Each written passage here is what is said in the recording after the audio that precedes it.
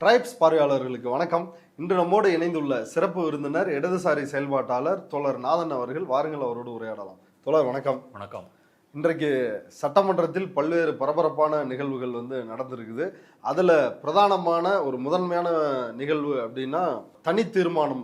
முதல்வர் விஜய் கொண்டு வந்த தனி தீர்மானம், தமிழ்தாய் வாழ்த்து தான் முதலில் பாட வேண்டும் அப்படின்ற ஒரு தீர்மானத்தை கொண்டு வந்திருக்கிறார். அந்த தீர்மானத்தில் தமிழ் தான் கெத்து, தமிழ்னா பவரு, தமிழ்னா அடையாளம், இப்படி பல விஷயங்களை குறிப்பிட்டு பேசியிருக்கிறார்.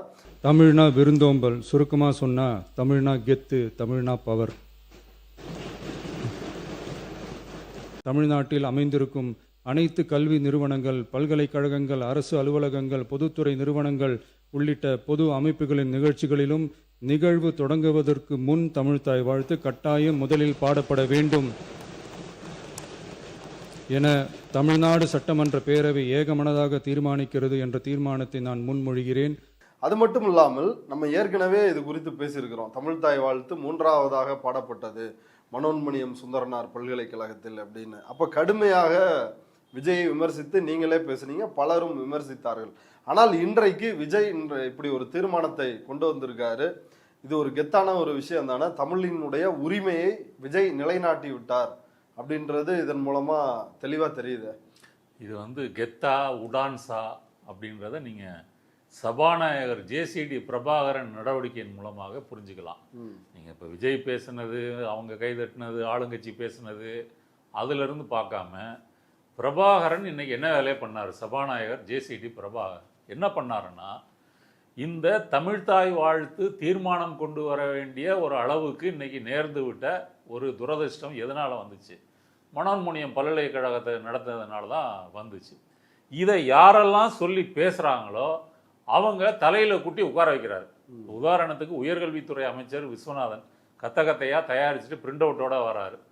வந்து எல்லாம் பேசுகிறாரு. பேசிட்டு மனோன்மணியம் யூனிவர்சிட்டிக்குள்ளே என்ட்ராகிறாரு. என்ட்ராகும்போது, ஐயா மாண்புமிகு அமைச்சர் அவர்களே, தீர்மானத்தை ஆதரிப்பதை மட்டும் பேசுங்கள், வேறு எதுவும் பேச வேண்டாம். இந்த தமிழ்தாய் வாழ்த்து ஜூலை 28 மனோன்மணியம் சுந்தரனார் பல்கலைக்கழகத்திலே ஏற்பட்ட தமிழுக்கு ஏற்பட்ட ஒரு அவமானமாக மாண்புமிகு அமைச்சர்கள் தீர்மானத்தை வரவேற்று மற்றும் நீங்கள் பேசுவது பொருத்தமானது.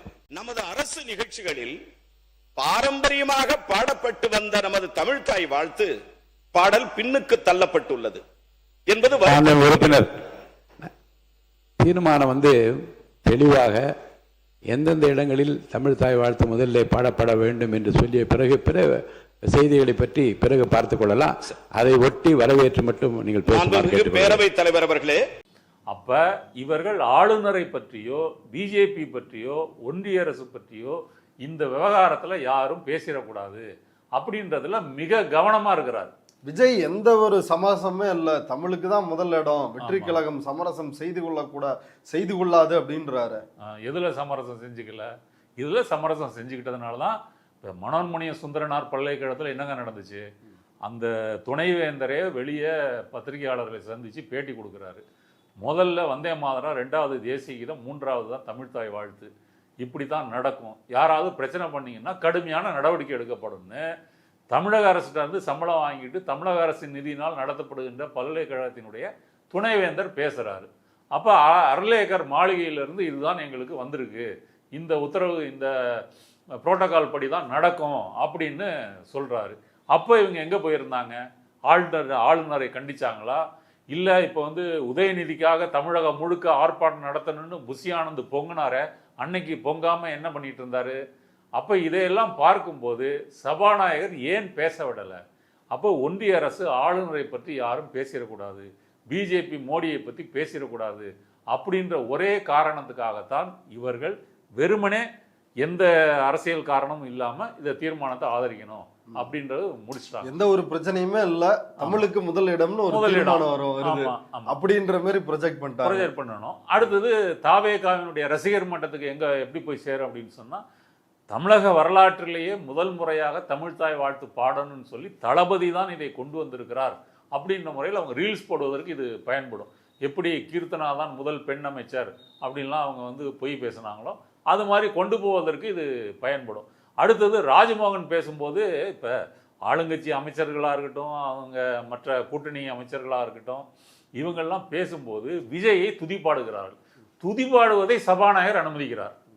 இப்போ ராஜ்மோகன் என்ன சொல்றாரு, தமிழ்தாயின் தலைமகனான மாண்புமிகு முதலமைச்சர் விஜய் அவர்களே அப்படின்னு விஜய் வணக்கம் சொல்றாருங்க. இப்போ அவர் தமிழ்தாயினுடைய தலைமகன் அப்படின்னா மற்றவங்கெல்லாம் யாரு? நம்மெல்லாம் தமிழ்தாயினுடைய பிள்ளைகள் இல்லையா? அப்போ அங்கே நடந்தது வந்து விஜய்க்கு துதிப்பாடுகின்ற வாழ்த்துப்பாடு தான் நடந்துச்சு. இப்போ இம்சையரசன் 23ஆம் புலிகேசிக்கு அந்த புலவரை வந்து பாடுவார் இல்லையா, பானபத்திர ஓனாண்டி, அந்த பானபத்திர ஓனாண்டி மாதிரி இவங்க எல்லாம் வாழ்த்துப்பா பாடினாங்க. தமிழ்தாய் 2வது இடத்துக்கு போயிடுச்சு. ஓகே, இதுல வன்னி அரசு பேசினாருல்ல, அப்பயும் சபாநாயகர் குறுக்கிட்டாரு. ஆமா, வன்னி அரசு பேசும்போது கர்நாடகாவுக்குன்னு ஒரு தனி கொடி இருக்கு, அது மாதிரி தமிழ்நாட்டுக்கும் கொடி வேணும்னு அவரையும் ஆஃப் பண்ணிட்டாரு. நாம் இன்றைக்கு இந்த தீர்மானத்தை முன்மொழிகின்ற போது எங்கள் பகைவர் எங்கோ பறந்தார், இங்குள்ள தமிழர் ஒன்றாவதில் கண்டு என்கின்ற முழக்கம் இன்றைக்கு தேவைப்படுகின்றது. அப்படியான ஒரு தனித்த தீர்மானத்தை இன்றைக்கு முன்மொழிந்திருக்கிறார்கள்.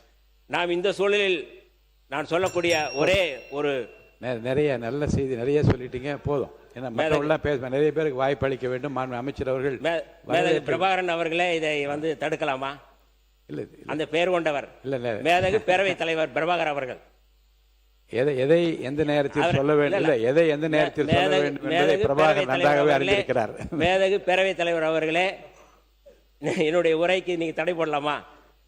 இதெல்லாம் இங்க பேச வேண்டியதில்லை, நீங்க வந்து இதை மட்டும் பேசுங்க அப்படின்னு அவரு மேதகு பிரபாகரன் பேசினாரு. இப்படி எல்லாம் மேதகு பிரபாகரன் இப்படி சொல்லாமா அப்படின்னு சொல்றாரு. இப்படி எல்லாம் கிண்டலா பேசிக்கிறாங்களே தவிர ஆளுநர், ஒன்றிய அரசு, பிஜேபி இந்த வார்த்தைகள் அங்க தடை செய்யப்படுது. இப்ப பாமக எம்எல்ஏ, இப்ப வன்னி அரசு இன்னொன்னும் பண்ணாரு, மேஜையை வந்து ஆளுங்கட்சி தரப்புல நல்லா தட்டுறாங்க, ஆனா அந்த பக்கம் சவுண்டே வரலையே அப்படின்னு எதிர்கட்சிகளை பார்த்து அப்படி இந்த அளவுக்கு கீழிறங்கி பேசியிருக்கிறாரு. மேஜை ஒளியெல்லாம் கேட்கல அப்படின்னு அதை பேசி அந்த பக்கம் கைதட்டல் வாங்குற அளவுக்கு இப்படி இறங்கிட்டாரு. வன்னி அரசுன்னு சொன்னோம்னா ஞாபகம் வருது, அவரு அப்ப வந்து அமைச்சராவதற்கு முன்னாடி பேசினார் இல்லையா, அப்ப பேசும்போது கல்விக்கான நிதி ஒன்றிய அரசு தடுக்குது. அப்புறம் வந்து இந்த சனாதன் சன்சா மூலமாக வந்து கல்பர்கி, கௌரி லங்கேஷ், இவங்க தபோல்கர் இவங்கெல்லாம் வந்து கொல்லப்பட்டிருக்கிறாங்கன்னு சொல்லி இந்துத்துவா பிஜேபி பாசிசத்தை வந்து கடுமையாக அட்டாக் பண்றாரு. அன்றுக்கே அவருக்கு வந்து உரிமை இருந்துச்சு. இன்னைக்கு இப்ப அதெல்லாம் பேசும்போது விஜய் அன்னைக்கு வந்து குறுக்கிட்டாரு சபாநாயகர். ஆமா, குறுக்கிட்டாரு, எல்லாம் பேசினாரு. அதுக்கு பிறகு ஒரு அமைச்சராகிறாரு. அமைச்சராகும் போது இவர் ஒன்றிய அரசு அப்படின்னு பேச வந்தாரு. பேச வரும்போது இதையெல்லாம் நீங்க வந்து பேசக்கூடாது அப்படின்னு மாண்புமிகு சபாநாயகர் அவர்களே அப்படின்னு சொல்லி வேற மாத்தி பேசுறாரு. இதுல இருந்து என்ன சொல்ல வர அப்படின்னு சொன்னா, இங்கே இருக்கும்போது விசிகா வெளியே இருக்கும்போது அவர்கள் இந்துத்துவ பாசிசத்தை எதிர்த்து தீவிரமாக பேசினார்கள். அங்கே தாவேகா கூட்டணிக்கு போன உடனே எல்லாம் மறந்து போயிட்டாங்க. இன்னைக்கு சபாநாயகர் அதை தான் செஞ்சிருக்கிறாரு. இதை மீறி கம்யூனிஸ்ட் எம்எல்ஏ, பாமக எம்எல்ஏ அவர்கள் ஓரளவு இதை பேசினார்கள். ஒன்றிய அரசு பாமக எம்எல்ஏ பேசுறப்பையும் குறுக்கிட்டாரு. ஆனாலும் ஓரளவு அவங்க பேசினாங்க. ஒன்றிய அரசு ஒரு சுற்றறிக்கை அனுப்பியிருக்கிறது. வந்தே மாதரம் முதலில் பாடப்பட வேண்டும். அப்படி பாடப்படுகிற போதும் இசைக்கப்படுகிற போதும் அனைவரும் எழுந்து நிற்க வேண்டும் என்று ஒரு சுற்றறிக்கை வந்திருக்கிறது. தமிழ்நாட்டில் தமிழ்தாய் வாழ்த்தை பாடிய நம்முடைய தேசிய பேராசிரியர் மனோன்மணியம் சுந்தரனார் அவர்களுடைய பெயரில் இருக்கிற பல்கலைக்கழகத்தில் கூட இந்த தமிழ்தாய் வாழ்த்து 3வது இடத்திற்கு தள்ளப்பட்டதை தமிழ்நாடு பெரும் அதிர்ச்சியோடும் பெரும் கவலையோடு பார்த்திருப்பது இந்த நாடு அறியும், இந்த மாமன்றம் அறியும். எனவே தமிழக மாநிலங்களினுடைய விளக்கம் சொல்லிடுறேன். மாண்பு உறுப்பினர் அவர்கள் தீர்மானத்தை திரும்ப படிக்கலாம். எந்த சுற்றறிக்கை இருந்து எப்படி இருந்தாலும் அதனுடைய தன்மைக்கு ஏற்ப ஒரு நல்ல முடிவு இப்போது எடுக்கப்பட்டிருக்கிறது. தமிழ்தாய் வாழ்த்துத்தான் முதலில் பாடப்படும் என்ற அந்த உறுதியான தீர்மானத்துக்கு பிறகு பிற செய்திகளை பற்றி, பிற அறிக்கைகளை பற்றி, பிரசுரங்களை பற்றி நீங்கள் அதை பற்றி இப்போது கவலைப்பட வேண்டாம். தேவைப்படுகிற நேரங்களில் தமிழர் நலன் காக்கவும் தமிழ் மொழி காக்கவும் இந்த அரசுக்கு அனைவரும் ஒரே குரல் நின்று வாதாட வேண்டிய, போராட வேண்டிய, வலியுறுத்த வேண்டிய அவசியம் இருக்கிறது. அவ்வப்போது நிலைமைக்கு ஏற்ப நல்ல முடிவுகளை அரசு எடுக்க வேண்டும் என்று பேரவைத் தலைவர் என்ற முறையில் நான் விரும்புகின்றேன். அருள் கூர்ந்து தீர்மானத்தை வரவேற்று மட்டும் பேசும்படி கேட்டுக்கொள்கிறேன். மாண்புமிகு பேரவைத் தலைவர் அவர்களே, நான் நடக்காத செயலை பேசவில்லை, பல்கலைக்கழகத்தில் நடந்ததை சொல்லுகிறேன். கவலைப்பட்டவர்கள் பகுதியில் நின்று நான் சொல்லுகிறேன். இப்ப பிரச்சனை என்னன்னா, தமிழ்தாய் வாழ்த்துக்கு யாரு மூலம் ஆபத்து வந்திருக்குது? இப்ப நம்ம தமிழை பாட்டுகிறோம், தமிழ் எங்கள் உயிர், தமிழ் கெத்து, இப்படிலாம் விஜய் தீர்மானத்தில் சொல்லியிருக்கிறாரு. தீர்மானத்தில் இன்னொன்று சொல்லியிருக்கிறாரு, ஒன்றிய அரசுல இருந்து ஒரு நோட்டிஃபிகேஷன் கொடுத்துருக்குறாங்க. நோட்டிஃபிகேஷனில் தேசிய பாடல் பாடணும், அப்புறம் தேசிய கீதம் பாடணும், நிகழ்ச்சி முடிவுலையும் பாடணும், நிகழ்ச்சி ஆரம்பத்திலையும் பாடணும், இப்படி வந்திருக்கு. அதில் ஒரு சிறிய திருத்தம் செய்து முதல்ல மாநில பாடல் பாடணும்னு சொல்லி ஒரு அமெண்ட்மெண்ட் வந்து சேர்க்கணும் அப்படின்னு ஒரு கடிதம் எழுதினாராம். அடுத்தது மோடியை நேரில் பார்க்கும்போதும் இதை அவர் மன்றாடி இருக்கிறார், வேண்டுகோளாக முன்வைத்திருக்கிறார். ஆனால் அவங்க அப்படி ஒரு திருத்தம் செய்யலை அப்படின்றதுக்கு ஆதாரம் மனோன்மணியம் சுந்தரம் பல்கலைக்கழகத்தில் அர்லேக்கர் நடத்தின கூத்து. அங்கே வந்து தமிழ்தாய் வாழ்த்து 3வது இடத்துக்கு தான் போச்சு. அப்போ இவர் மோடிட்ட போய் கெஞ்சினதுக்கும் பலன் இல்லை, கடிதம் போட்டதுக்கும் பலன் இல்லை. அடுத்தது ஒன்றிய அரசுலேருந்து வந்தது ஒரு நோட்டிஃபிகேஷன் தான், ஒரு வழிகாட்டும் ஒரு செய்தி தான், வழிகாட்டுதல் தான். அதில் நீங்கள் மாநில பாடல் வந்து பாடக்கூடாதுன்னு இல்லை, பாடுன்னு சொல்லலை. நீங்கள் பாடி இருந்தால் யாரும் கேட்க போகிறதில்ல, இது மரபு சார்ந்தது. அதனால் அதுக்கு சட்ட ரீதியான எதுவும் இல்லை. இப்போ வந்தே மாதரத்துக்கு கூட ஒன்றிய அரசு சட்டம் எதுக்கு கொண்டு வந்திருக்குன்னா, தேசிய கீதத்துக்கு உள்ள அந்த சட்ட பாதுகாப்பு இதற்கும் உண்டு. அதாவது தேசிய பாடல் பாடும் பொழுது யாராவது இடையூறு செய்தார்களோ, அவமானப்படுத்தினார்களோ அவர்களுக்கு சிறை தண்டனை வழங்கப்படும். அப்படி தான் சட்டம் கொண்டு வந்திருக்காங்களே தவிர, இது முதல்ல பாடணும், மாநில பாடல் வந்து 3வதாக பாடணும், அப்படிலாம் அந்த சட்டம் வந்து இல்லை.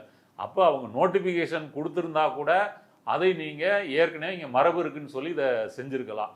விஜய் முதலமைச்சராக பதவியேற்கும் போதும் இந்த நடந்துச்சு, மனோன்மணியம் பல்கலைக்கழகத்திலையும் நடந்துச்சு. ஆளுநர் உரை நடக்கும்போது பார்த்தீங்கன்னா தமிழ்தாய் வாழ்த்து முதல்ல பாடிட்டு வந்தே மாதரம் தேசிய கீதத்தை பாடிட்டு முடியும் போதும் தேசிய கீதத்தை 3வதா. ஆனா அதுவுமே மாநில பாடலை பாடலாம் என்று எங்கள் தலைவர் போய் கேட்டதுனால கிடைச்ச அனுமதி தான் அது அப்படின்னு தான் தாவேகா செய்தி தொடர்பாளர் அனந்தஜித் போன்றவர்கள்லாம் ஊடகங்கள்ல பண்ணாங்க. இது எங்களுக்கு கிடைத்த வெற்றி அப்படின்னா இதுவே கேவலம் இல்லை. இது போய் நீங்க அனுமதி வாங்கி தான் பாடணும்னா அப்புறம் என்னத்தை தமிழ் கெத்து உரிமைன்றதெல்லாம் நீங்க பேசுறதுக்கே அர்த்தம் இல்லையே. இது மரபுங்க. இப்போ இவங்க கொண்டு வந்திருக்கிறது தீர்மானம். இப்போ இந்த தீர்மானம் என்ன சொல்லுகிறது? பல்கலைக்கழகங்கள், கல்வி நிலையங்கள், அரசு அலுவலகங்கள், பொதுத்துறைகள் எல்லா இடத்துலையுமே முதல்ல தமிழ்தாய் வாழ்த்து பாடணும் அப்படின்னு இந்த தீர்மானம் சொல்லுது. இந்த தீர்மானத்துக்கு ஏதாவது சட்ட மதிப்பு இருக்குதா? இது வந்தால் செஞ்சு தான் ஆகணும், இல்லைன்னா நடவடிக்கை எடுப்பாங்க, அப்படி ஏதாவது இருக்கா? இது 5 காசுக்கு இதனால மதிப்போ பிரயோஜனமோ இல்லை. இது சட்ட மசோதா இல்லை. இதை சட்டமாக கொண்டு வரணும்னு சொல்லி திமுகவினுடைய உயர்கல்வித்துறை அமைச்சராக இருந்த கோவி செழியன் பேசுகிறாரு. அவர் பேசும்போது பாசிங்காக சொன்னார், இதை சட்டமாக கொண்டு வந்திருக்கணும். இது சட்டமாக மட்டும் இவங்க கொண்டு வந்திருந்தா என்ன இருக்கும்? அப்போவே அர்லேக்கர் இதை வந்து கவனிச்சிருப்பாரு. அர்லேக்கரோட முரண்பட வேண்டிய ஒரு சூழல் வந்திருக்கும். அதனால இவங்க சட்டமாகவே கொண்டு வர மாட்டாங்க. இப்போ தீர்மானம் கொண்டு வந்து என்ன அதனால் ஆக போகுது? அதனால எந்த பிரயோஜனமும் இல்லை. என்ன சொல்லலாம்? பொலிட்டிக்கலாக தமிழ்நாட்டில் இருக்கக்கூடிய எல்லா கட்சிகளும் தமிழ்தாய் வாழ்த்து முதல்ல பாடணும்னு ஒரு தீர்மானத்தை நிறைவேற்றிட்டாங்க. அப்படி நமக்கு நாமே ஒரு சமாதானம் நினச்சிக்கலாம். இப்போ மேகதாதுக்கு தீர்மானம் போட்டாங்க. ஜெயலலிதா காலத்தில் ஈழத்தில் வந்து பொருளாதார தடை போடணும்னு தீர்மானம் போட்டாங்க. நீட்டுக்கு இப்போ எதிராக தீர்மானம் போட்டிருக்காங்க. அப்போ இந்த தீர்மானம் என்பது ஒரு அரசியல் ஒற்றுமையை காட்டுவதானே தவிர அதை தாண்டி அதற்கு மதிப்பில்லை. இப்போ சொல்ல வர பாயிண்ட் என்னென்னா, ஒன்றிய அரசு கொண்டு வந்தது நோட்டிஃபிகேஷன், அதுவும் உங்களுக்கு பிரச்சனை கிடையாது. இங்கே நீங்கள் வந்து செஞ்சுருக்கலாம், ஏன் செய்யலை? அப்போ தாவேகாவுடைய ஸ்டாண்டு ஆளுநரையும் பகைத்து கொள்ளக்கூடாது, ஒன்றிய அரசையும் பகைத்து கொள்ளக்கூடாது. ஆனா பிஜேபி எதிர்க்கிற மாதிரி காட்டிக்கணும். அப்படி எங்கேயுமே எதுக்கலையே. அந்த எதுக்கு தமிழ்தாய் இப்படிதானே பிரச்சாரம் பண்ணுவாங்க. பாருங்க, தமிழ்தாய் வாழ்த்து 3வது இடம் தள்ளினாங்க. இல்ல ஒரு தீர்மானத்திலேயே வருது இல்ல, நம்ம வந்தே மாதரமும் பாடுவோம், இந்தியா பாரத மாதா, அவங்க பேசும்போது எல்லாம் கலந்து தானே பேசுறாங்க. அதுக்கு எதிரி இல்லையா? அப்ப தமிழ்தாய் வந்து அதுக்கு எதிரி இல்லைன்றதை இங்க அழுத்தி திருத்தி சொல்ல வேண்டிய அவசியம் என்ன? அப்படி யார் உங்களை கேள்வி கேட்டா? இப்ப பிரச்சனை வந்து என்ன அப்படின்னு சொன்னா, இப்போ இந்த தமிழ்தாய் வாழ்த்து அப்படின்றது ஒரு சடங்கு, ஒரு தாய்மொழியை வந்து போற்றுகிறோம் அப்படின்றதோட சம்மந்தப்பட்டதில்லை. இது இந்து, இந்தி, இந்தியா அப்படின்னு இந்துத்துவா பாசிசம் இந்தியா முழுக்க ஒரு மொழி, ஒரு பண்பாடு, ஒரு கலாச்சாரம் அப்படின்னு அவர்கள் ஒரு இந்துத்துவா மயமாக மாற்றுகின்ற, மேல் சாதி பார்ப்பனிய மயமாக மாற்றுகின்ற ஒரு திட்டத்தின் பகுதி தான் இதெல்லாம் வந்து மாற்றுவது. இப்போ மும்மொழி கொள்கையை திணித்து சமஸ்கிருதத்தை இந்தியையும் திணிக்கிறதா இருக்கட்டும், அதே போல் வந்து வரலாற்றை மாற்றுவதாக இருக்கட்டும், ராமர் கோயில் இது கும்பமேளா இப்படின்னு சொல்லி இதற்காக வந்து அவர்கள் வந்து கொண்டாடுவதாக இருக்கட்டும், இப்படி வெளிப்படையாகவே ஒரு இந்து ராஷ்டிரமாக அவங்க அறிவிக்கிறாங்க. அப்படி அதனுடைய பின்னணியாகத்தான் நீங்க தமிழ் தாய் வாழ்த்தை வந்து இப்படி செய்யறாங்க. இப்ப ஸ்டாலின் முதலமைச்சராக இருக்கும்போது RN ரவி ஆளுநராக இருக்கிறாரு. அவர் உரை வாசிக்கும் போது முதல்ல தமிழ் தாய் வாழ்த்து தானே போட்டாங்க. ஆமா, அவர் அவர் ஆனா தேசிய கீதம் போட சொன்னாரு. ஆமா, பிடிக்கலன்னா எந்திரிச்சு போனாரு, அவ்வளவுதானே முடிஞ்சுது. அதை உங்களால ஏன் செய்ய முடியல? இப்ப கெத்துன்னு பேசுற தமிழ் கெத்துன்னு பேசுற விஜய்னால இந்த கெத்தை ஏன் வந்து செய்ய முடியல? அப்ப இந்த இந்துத்துவ பாசிச அபாயத்தை அந்த அரசியலை வந்து பின்னுக்கு தள்ளி விட்டு மேலோட்டமாக தமிழ் உணர்ச்சி அப்படி மொழி தாய் அப்படின்னு அந்த அரசியலை நீர்த்து போக வைத்து வெறுமனே துதிபாடுறது இருக்கு இல்லையா, அதுதான் இன்னைக்கு வந்து நடந்திருக்குது. இந்த அரசியலை திமுக பேசியிருக்கணும். இது எதற்காக இந்த தீர்மானம் நிறைவேற்ற வேண்டிய ஒரு அவல நிலை தமிழ்நாட்டில் வந்திருக்கு. அது 2026ல 71ல எப்படி அமைதியா இருந்தாங்க மனோன்மணியம் சுந்தரனாரு. அப்புறம் இங்கேயே தேசிய கீதம் 2 முறை, தமிழ் தாய் வாழ்த்து 1 முறை, மரபை மீறி முதல்லயே தமிழ் தாய் வாழ்த்தும் தேசிய கீதத்தையும் போடுறாங்க. முதல்ல தமிழ் தாய் வாழ்த்து தான் மரபு, சட்டமன்றத்திலேயே நடந்துச்சு. அதெல்லாம் சுட்டி காட்டி எதிர்ப்பு தெரிவிச்சிருக்கணும், அதை பேசியிருக்கணும், அதை இஷ்யூ ஆகியிருக்கணும். அதை பேசுவதை வந்து சபாநாயகர் வந்து தடை போட்டா சபாநாயகர்கிட்ட கேட்கணும், எதற்காக இந்த தீர்மானத்தை கொண்டு வந்தீங்க? இப்போ நீங்கள் கொண்டு வர்றதுக்கு முன்னாடி நேற்று முந்தா நாள் போன மாதம்லாம் தமிழ் தாய் வாழ்த்து இங்கே வந்து பாடப்படலையா? பாடப்பட்டுட்டு தானே இருக்குது. அப்போ எதுக்கு கொண்டு வந்தீங்க? முதலமைச்சரை விளக்க சொல்லுங்கள், அல்ல உயர்கல்வித்துறை அமைச்சரை, பள்ளிக்கல்வித்துறை அமைச்சரை, யாரோ அமைச்சர்கள் ஆதவர்ஜுனா இவங்கெல்லாம் விளக்க சொல்லுங்கள், எதுக்காக கொண்டு வந்தீங்க, என்ன காரணம், என்ன பின்னணி? அப்படி ஒரு அந்த அரசியல் பின்னணியை பேச வைத்திருக்க வேண்டும், இவர்களும் பேசியிருக்கணும். அப்படி இருந்தால்தான் விஜய் அரசு எப்படி இங்கே பிஜேபியோட கூடி குழாவுகிறது அப்படின்றது உலகத்திற்கு அம்பலப்படுத்தியிருக்க வேண்டும். அந்த வாய்ப்பை திமுக தவற விட்டுருச்சு. ஒரு சட்டமாக்கணும்னு மட்டும் சொன்னாங்களே தவிர இதை அவர்கள் பேசவில்லை, அதை பேசியிருக்கணும். அப்படி இந்துத்துவ அரசியலை கொண்டு வருவதன் முகமாகத்தான் இந்த மாநில அடையாளங்கள், ஒரு தேசிய இனங்களினுடைய கலாச்சாரம், பண்பாடு, மொழி இவற்றை வந்து சிதைக்கிறார்கள். இப்போ அவங்க கல்விக் கொள்கை, தேசிய கல்விக் கொள்கையில் வந்து மும்மொழி கொள்கையை கொண்டு வர்றதா இருக்கட்டும். இப்போ இந்தி மாநிலங்கள் எல்லாம் ஒரு மொழி கொள்கை, இந்தி மட்டும்தான், நமக்கு வந்து மும்மொழி கொள்கை. இப்படி கொஞ்சம் கொஞ்சமாக கொண்டு வராங்க.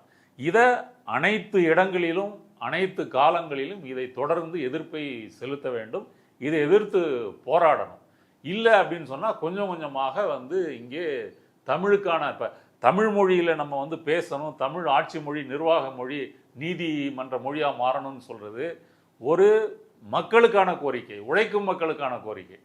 ஏன்னா அவங்க தாய்மொழி இங்கே வந்து ஆளுது, அவங்க தாய்மொழி இங்கே அலுவல் மொழியாக இருக்குது. நீதிமன்றத்தில் போனால் அவங்க தாய்மொழி பேசுகிறது, அதனுடைய அடையாளம் தான் இந்த தமிழ் தாய் வாழ்த்து. அப்போ அந்த அரசியல் கான்டெக்ஸ்ட்டை, அந்த அரசியல் உள்ளடக்கத்தை பேசாமல் வெறுமனே தமிழை நேசிக்கிறேன், தமிழ் தாய், தமிழ் கெத்து அப்படின்னு அந்த அரசியலை நீர்த்து போக செய்துவிட்டு வெறுமனே வந்து அதை வந்து ஒரு தாய் மட்டுமாக உருவகித்து இவர்கள் பேசுறது இருக்கு இல்லையா, அந்த வேலையை தான் இன்னைக்கு விஜய் செஞ்சிருக்கிறாரு. இதன் மூலம் ஆளுநர் அர்லேக்கரை காப்பாற்றியிருக்காரு, பிஜேபியை காப்பாற்றியிருக்காரு, ஒன்றிய அரசு, இந்துத்துவா, RSS எல்லாத்தையும் காப்பாற்றியிருக்கிறாரு. இப்படித்தான் இந்த தமிழ்தாய் வாழ்த்து தீர்மானம் என்பது ஒரு சடங்குக்காக நிறைவேற்றப்பட்டது. இந்த விஷயத்தை திமுக உள்ளிட்ட எதிர்க்கட்சிகள் இதை பேசியிருக்கணும், இதை ஒரு பிரச்சனையாக்கியிருக்கணும். எப்படி நீங்கள் விட்டீங்க மனோன்மணியம் பல்கலைக்கழகத்தில், அங்கே நடந்த போதும் ஒரு அறிக்கை தான் வெளியிட்டீங்க, ஒரு பெரிய ஆர்ப்பாட்டம்லாம் பண்ணி நீங்கள் செய்யலை. அப்படி ஒரு விவாதத்தை நீங்கள் பண்ணியிருந்தீங்க அப்படின்னு சொன்னால் அது பேசு பொருளாக இருக்கும், தாவேகாவை அம்பலப்படுத்தி இருக்கும். மற்றவங்களும் அந்த மாதிரி இவங்க தானே அதிக எம்எல்ஏக்கள் வச்சுருக்கிறாங்க, இவங்க அப்படி ஒரு எஃபர்ட் போட்டால் மட்டும்தான் மற்றவர்கள் அதை பின்தொடர்வார்கள். திமுக அப்படி செய்ய தவறிவிட்டது. இப்போ அதான் இப்போ பாமக எம்எல்ஏ இதான் மரபு, முதல்ல தமிழ் தாய் வாழ்த்து, ஒரு நிகழ்ச்சியின் இறுதியில் தான் தேசிய கீதம் அப்படின்னு அவர்களே பேசும் பொழுது திமுக எம்எல்ஏக்கள், குறிப்பாக முன்னாள் உயர்கல்வித்துறை அமைச்சர் கோவை செழியன் இந்த தீர்மானத்தை வரவேற்கிறோம் அப்படின்னு அப்படியே அதில் எந்த ஒரு அப்ஜெக்ஷனுமே தெரிவிக்கல. எதிர்க்கட்சி தலைவர் உதயநிதி ஸ்டாலின் எதுவும் பேசலையே. இப்போ மனோன்மணியம் சுந்தரனாரில் நடந்தது ஒன்று, இன்னொன்று சட்டமன்றத்திலேயே முதல் முறை தமிழ் தாய் வாழ்த்து, 2வது தேசிய கீதம் அப்படின்னு இதுவே ஒரு மரபு மீறல் இல்லையா? வழக்கமாக திமுக ஆட்சி காலத்தில் அதை பண்ண முடியாதுன்னு தானே எதிர்ப்பு தெரிவித்தாங்க.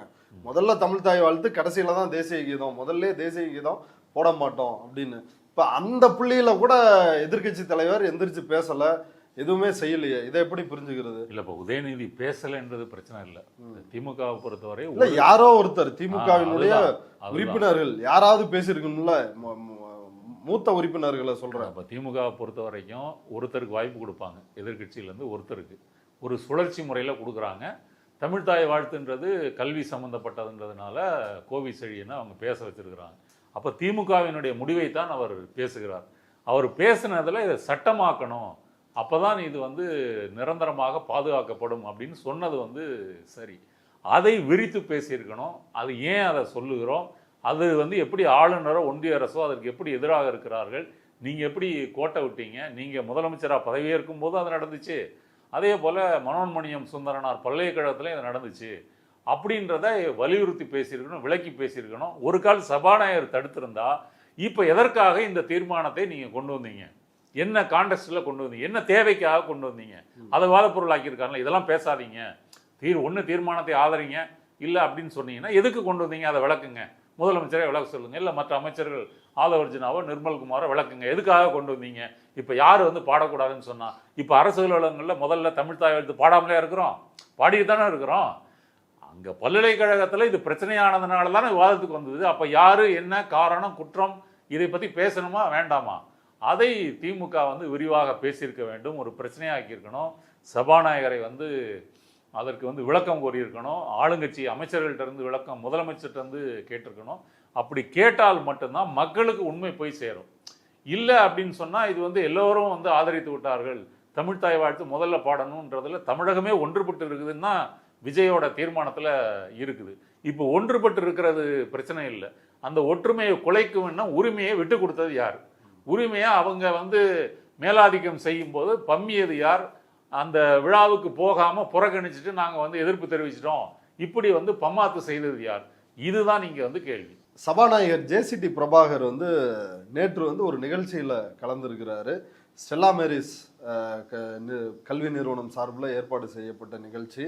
அதாவது கருக்கலைப்பு, கருத்தடை வந்து செய்யக்கூடாது அப்படின்னு சொல்லி ஒரு விழிப்புணர்வு பேரணி, அதில் கலந்துக்கிட்டு சபாநாயகரே அந்த கருத்தை வந்து பேசியிருக்கிறார். இது ஒரு சர்ச்சையாக பார்க்கப்படுகிறது. இது பற்றி உங்களுடைய கருத்து என்ன? இதுவும் மிகவும் வன்மையாக கண்டிக்கத்தக்கது. தமிழ்நாடு முன்னேறிய மாநிலம், முற்போக்கு மாநிலம் அப்படின்றத ஒரு சினிமா கூட்டம் ஆட்சியை பிடிச்சி அந்த பேரை டேமேஜ் பண்ணிட்டாங்க. அடுத்தது கருக்கலைப்பு அப்படின்றது ஏன் வந்து அது வந்து சட்டப்படி அதற்கு உரிமை இருக்குது, அனுமதி இருக்குது அப்படின்னு சொல்கிறோம் அப்படின்னு சொன்னால், முதல்ல பெண்கள் தான் வந்து குழந்தை பெற்றுக்கணுமா வேணாமான்றதை ஒரு பெண்கள் தான் முடிவு பண்ணணும். சரி, அது ஒன்று இருக்குது. அறியாத வயதில் ஏற்பட்ட சில பிரச்சனைகள்னாலேயோ அல்லது குற்றங்கள்னாலேயோ கரு உண்டாகுதுன்னா அதை வந்து கலைக்கணும். இப்போ ஒரு என்ன சொல்ல, ஒரு மெச்சூரிட்டி இல்லாமல் தவறுகள் செஞ்சு அப்படி கர்ப்பம் அடையக்கூடிய இளம் பெண்களும் இருக்கிறாங்க.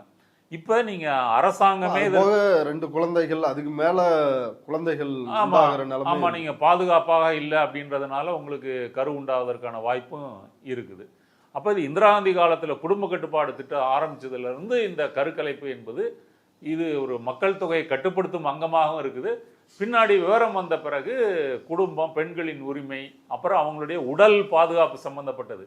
சிலருக்கு வந்து கருவை சுமக்கிறதே வந்து பிரச்சனை, அவங்க சுமந்தா பிரச்சனை ஆயிரும், கருப்பைக்கு வெளியே வந்து கரு உருவாகும், இப்படி பல பிரச்சனைகள் இருக்குது மருத்துவ ரீதியாக.